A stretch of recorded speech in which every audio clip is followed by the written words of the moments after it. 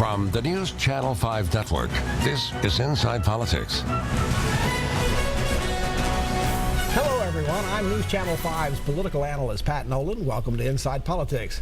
The voters have spoken. Donald J. Trump is president-elect of the United States. He is scheduled to take office next year on January 20th.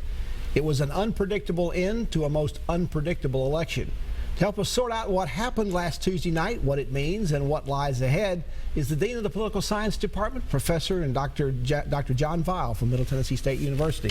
John, thanks for coming on the show. It's a pleasure to be here. Now, so many people tell me, and I'll include myself in this, they were surprised at the outcome. Were you?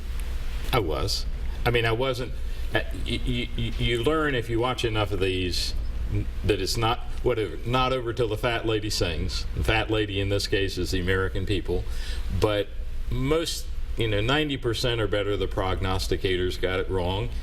And, the more you study, the more prognosticators you read. Well, the pollsters and the pundits all had Hillary Clinton winning.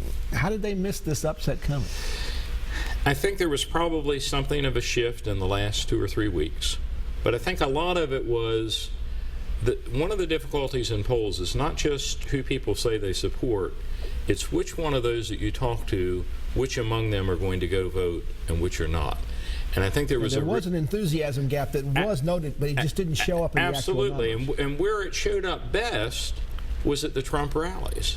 I mean, and Trump, I thought that Trump probably was mistaking. There's a difference between getting people at the rallies and getting to the polls. But if you're willing to stand out in line for 2 or 3 hours to wait for somebody to speak, you're probably going to go vote for him. Is it the biggest polling flub since Dewey beats Truman, or since Literary Digest said FDR wasn't going to win re-election in '36? The only other comparable one might be when Reagan defeated Carter.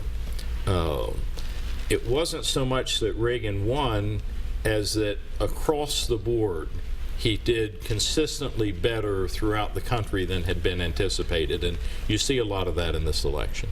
Was there bias by the pollsters? Is that why they missed it, or is it just getting harder and harder to do polling these days because of caller ID and all the other things? People don't want to be polled. Yeah, I guess there's always the possibility of some kind of wishful thinking, but if you think about it, what pollster doesn't want to be the one who, had his finger on the pulse of the American people the best?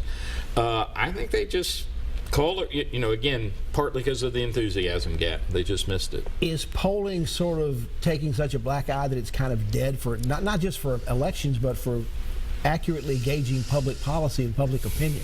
It's a great question. I think we're going to have to go back to examining the entrails of pigeons or call out the soothsayers. I'm not sure. These polling issues may have played a role, I thought, perhaps, in how Hillary Clinton reacted on Tuesday night. Do you think she possibly came in thinking she was going to win so strongly that maybe she didn't have a concession speech quite ready to be given on Wednesday morning? It was awfully early. Right. Very few people would have seen it. It's possible. I mean, the reports early in the day were that her people were preparing both a victory and concession speech. I think it had more to do with, if you looked at the group that night, there were so many people gathered there. And early in the evening, thought they were coming to they were popping out the corks pretty much. And, as you watch and I don't know whether she didn't feel emotionally up to it, or maybe she just didn't think the crowd was up to it. And, she did give, of course, she called, and she did give, a traditional, very gracious kind of concession speech. And for his part, Trump played the proper role there, too. Now, you've written a book about presidential candidates' victories and concession speeches. Why are they so important? Let's first talk about the winner. Well, mostly it's an opportunity, particularly in a close and very contested election. It's an opportunity for some reconciliation. Whether you are, whether you wanted to be or not, you are president not simply of those who voted for you, but also those who voted against you. And for the loser, the concession speech, that's an important first step, is it not, towards that peaceful transfer of power, even though in this case the power is going to come from an incumbent president? It is, and the concession speeches that are always the most fun are the one that mix in humor. And it wasn't so much a speech, but a comment that Bob Dole made like the day after the election. They said, you know, how are you feeling? And he says, oh, I slept like a baby, you know, woke up every 2 hours and cried.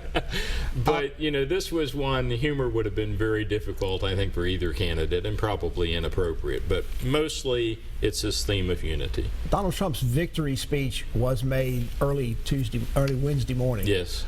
But it was not perhaps as boisterous as I've seen other victory speeches. In fact, it was almost, for him in particular, rather subdued and conciliatory. It was. That was on purpose, I suspect. I hope so. And I think it was. I mean, you know, it will be very interesting to see, you know, can he make the transition from candidate to president? And, you know, obviously, at least the majority of electoral college think that he can. You suspect this particular speech for Donald Trump, he went back and forth about whether he wanted or did like to use the teleprompter, what he didn't. I suspect on this one, he was much more on the teleprompter and was probably instructed to please stay on message for this one, because he's generally gotten himself in trouble on the campaign trail when he went off on his own. He has. He has. Let's continue to talk a little bit about the polls after this segment. Some of the numbers on the demographics were completely off too. Clinton only got 53% of white women. She got a much lower percentage of Hispanics than thought. Donald Trump got more Hispanics than Mitt Romney did 4 years ago. Most people thought he wouldn't get anywhere close to even that.